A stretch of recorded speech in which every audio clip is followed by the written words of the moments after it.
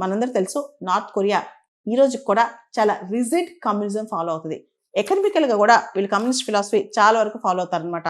అక్కడ జూచే అనే ideology follow అవుతారనమాట. అంటే పొలిటికల్ ఇండిపెండెన్స్ ఫాలో అవుతారు. ఎక్స్టర్నల్ ఇన్ఫ్లుయెన్స్ దేనికి లొంగరు అనమాట.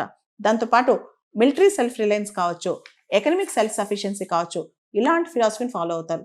అండ్ కొరియన్ పాప్ కానీ టీవీ సిరీస్ కానీ సౌత్ కొరియా నుంచి ఏది నార్త్ కొరియాకి రానివ్వరు అనమాట. ఏది చూపిస్తున్నా చాలా స్ట్రిక్ట్ పనిష్మెంట్స్ ఉంటాయి, చంపేస్తారు. ఈవెన్ హెయిర్ కట్స్ కూడా గవర్నమెంట్ చెప్పిన రీతిలోనే హెయిర్ కట్స్ చేయించుకోవాలన్నమాట. అక్కడ ఏ విధంగా రూల్స్ని వ్యతిరేకించకూడదు. వ్యతిరేకిస్తే చాలా హార్ష్ పనిష్మెంట్స్ ఉంటాయి. ఇంకా అక్కడ పర్సనాలిటీ కల్ట్ ఉంటుంది అనమాట. ఆ పర్సనాలిటీ కల్ట్ ఏంటంటే అసలు కిమ్మే దేవుడు, కిమ్ ఫ్యామిలీని విపరీతంగా పొగడాలి, అలా ఉంటుంది అనమాట అక్కడ కల్చర్. సో ఇటువంటి నార్త్ కొరియా నుంచి చాలా మంది పారిపోవాలని కూడా ట్రై చేస్తారు. పారిపోవాలని ట్రై చేసినా అక్కడ చంపేస్తారు అనమాట.